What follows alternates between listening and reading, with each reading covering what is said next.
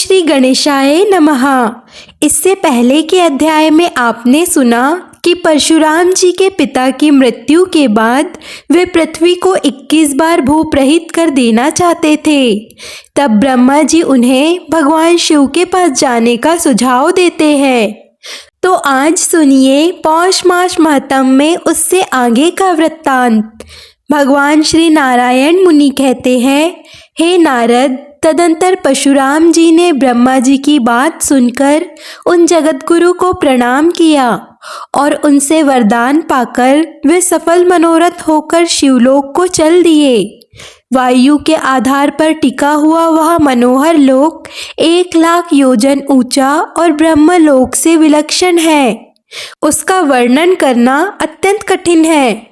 उसके दक्षिण भाग में बैकुंठ और वाम भाग में गौरी लोक है। नीचे की ओर ध्रुव लोक है जो संपूर्ण लोकों से परे कहा जाता है। उन सबके ऊपर 50 करोड़ योजन के विस्तार वाला गोलोक है। उससे ऊपर दूसरा लोक नहीं है, वही सर्वोपरि कहा जाता है। मन के समान वेगशाली योगेंद्र परशुराम जी ने उस शिवलोक को देखा। वह महान अद्भुत लोक उपमान और उमेश से रहित अर्थात अनुपम श्रेष्ठ योग इंद्रियों, सिद्धों, विद्या विशारद, करोड़ों कल्पों की तपस्या से पवित्र शरीर वाले पुण्य आत्माओं से निवेदित मनोरथ पूर्ण करने वाले कल्प वृक्षों के समूह से भरा हुआ असंख्य कामधेनुओं के समूहों से सुशोभित था। वह नाना प्रकार की 25 कली से युक्त उत्तम मणियों के कलश से उज्जवल दिखने वाले अमूल्य मणियों द्वारा निर्मित 100 करोड़ भवनों से युक्त था। उसके रमणीय मध्य भाग में उन्हें शंकर जी का भवन दिखाई पड़ा। उस परम मनोहर भवन के चारों ओर बहुमूल्य मणियों की 4 दीवार का निर्माण हुआ था।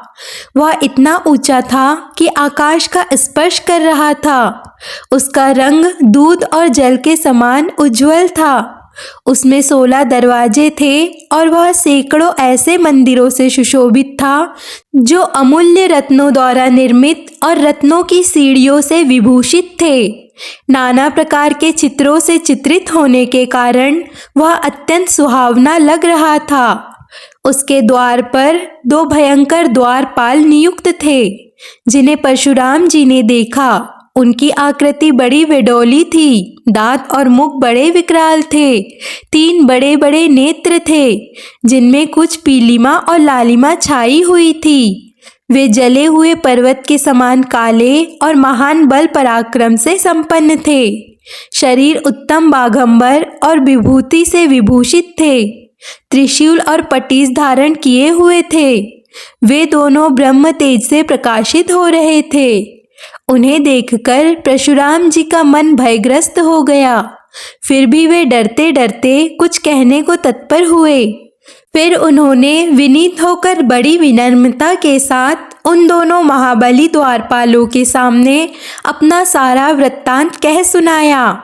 ब्राह्मण की बात सुनकर उन दोनों के मन में दया की भावना उमड़ आई।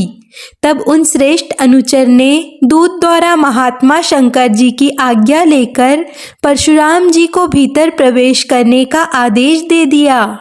परशुराम जी उनकी आज्ञा पाकर श्रीहरि का ध्यान करते हुए उस भवन के अंदर प्रवेश कर गए। वहां उन्होंने एक एक करके 16 दरवाजों को देखा, जो तरह तरह की चित्रकारी से चित्रित होने के कारण अत्यंत सुंदर थे और उन पर भी द्वारपाल नियुक्त थे। उन्हें देखकर परशुराम जी को महान आश्चर्य हुआ।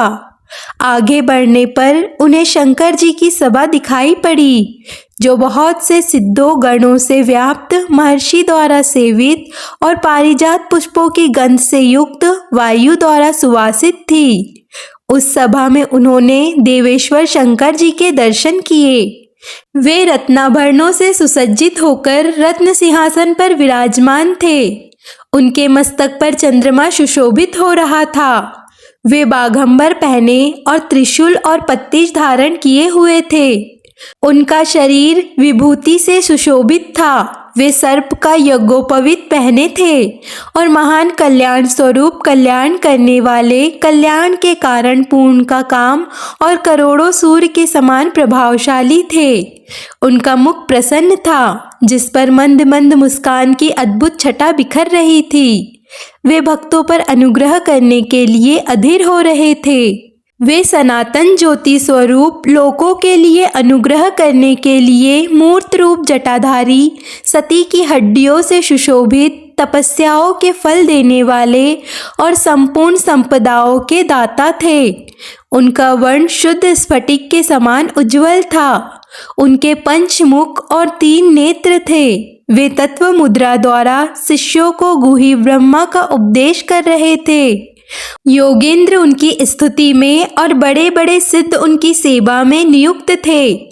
उन्हें देखकर परशुराम जी ने बड़े आदर के साथ सिर झुकाकर प्रणाम किया। फिर शिवजी के बाएं भाग में कार्तिकेय जी, दाहिनी और गणेश्वर, सामने नंदीश्वर, महाकाल और वीरभद्र तथा उनकी गोद में उनकी प्रियतमा पत्नी गिरिराराज नंदिनी गौरी को देखा। उन सबको भी परशुराम जी ने बड़े हर्ष के साथ भक्ति पूर्वक सिर झुकाकर नमस्कार किया। उस समय शिवजी का दर्शन करके परशुराम जी परम संतुष्ट हुए। शोक से पीड़ित तो वे थे ही, इसीलिए आंखों से आंसू भरकर अत्यंत कातर होकर हाथ जोड़कर शांत भाव से दीन और गदगद वाणी के द्वारा शिवजी की स्तुति करने लगे। परशुराम जी बोले, हे ईश, मैं आपकी स्तुति करना चाहता हूँ, परंतु स्तुति करने में सर्वदा असमर्थ हूँ।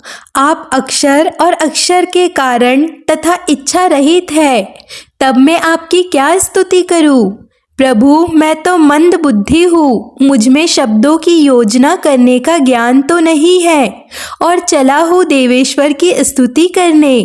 भला जिनकी स्तुति करने की शक्ति स्वयं वेदों में नहीं है, उन आपकी स्तुति करके कौन पार पा सकता है?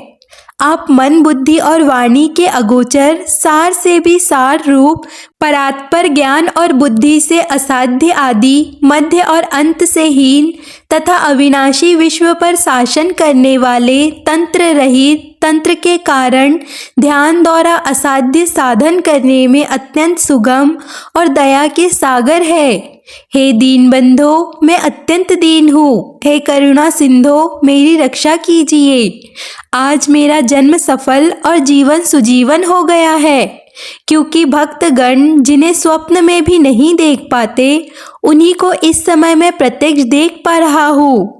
जिनकी कला से इंद्र आदि देवगण तथा जिनके कलांश से चराचर प्राणी उत्पन्न हुए हैं, उन महेश्वर को मैं नमस्कार करता हूँ।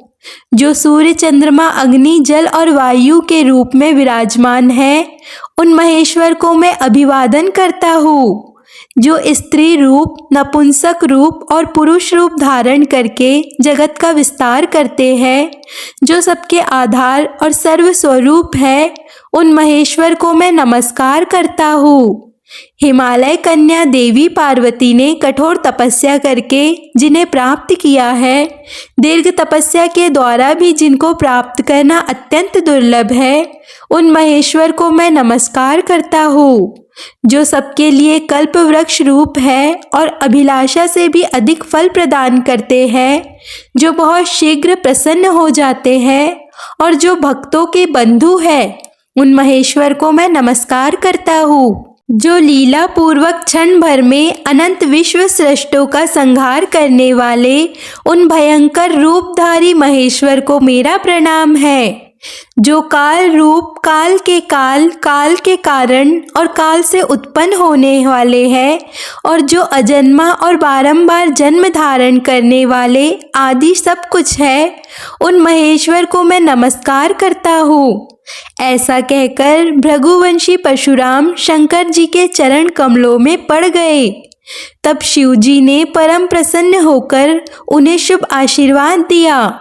नारद, जो भक्ति भाव सहित इस परशुराम कृत स्तोत्र का पाठ करता है, वह संपूर्ण पापों से पूर्णतः मुक्त होकर शिवलोक में चला जाता है। इसके बाद महादेव जी के पूछने पर परशुराम जी ने कहा, हे दयानिधान, मैं भृगुवंशी जमदग्नि का पुत्र परशुराम हूँ। आपका दास हूँ, आपके शरणागत हूँ। आप मेरी रक्षा कीजिए। इसके बाद सारी घटना विस्तार से सुनाकर परशुराम जी ने कहा कि मैंने पृथ्वी को 21 बार छत्री शून्य करने और मेरे पिता का वध करने वाले कार्तवीर्य को मारने की प्रतिज्ञा की है।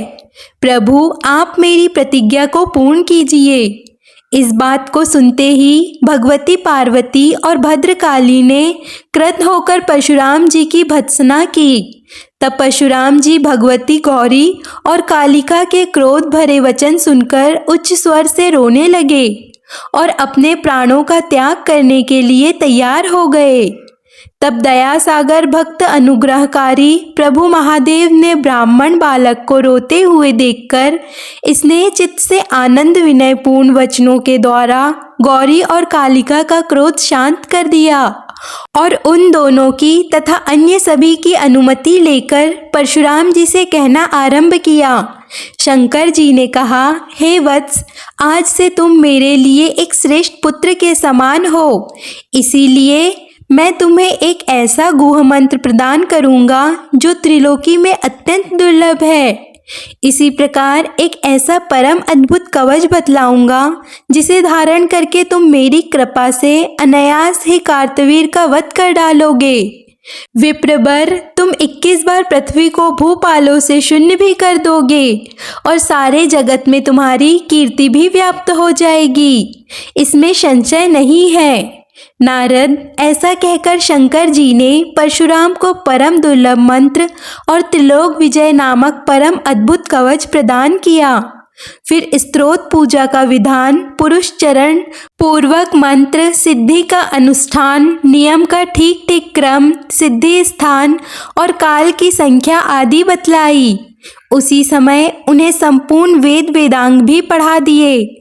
फिर शिवजी ने परशुराम को नागपाश, पशुपतास्त्र, अत्यंत दुर्लभ ब्रह्मास्त्र, अग्नेयास्त्र, नारायणास्त्र, वायव्यास्त्र, गरुणास्त्र, जाम्बरणास्त्र, गदा, शक्ति, परशु, अमोघ, उत्तम त्रिशूल, विधि पूर्वक नाना प्रकार के शस्त्रों के मंत्र, शास्त्रास्त्रों के संहार और संधान, अक्षय धनुष, आत्मरक्षा का उपाय, संग्राम में विजय पाने का क्रम, अनेक प्रकार के माया युद्ध मंत्र, पूर्वक हुंकार, अपनी सेना की रक्षा तथा शत्रु सेना के विनाश का ढंग, युद्ध संकट के समय नाना प्रकार के अनुपम उपाय, संसार को मोहित करने वाली तथा बुढ़ापा और मृत्यु का हरण करने वाली विद्या भी सिखाई।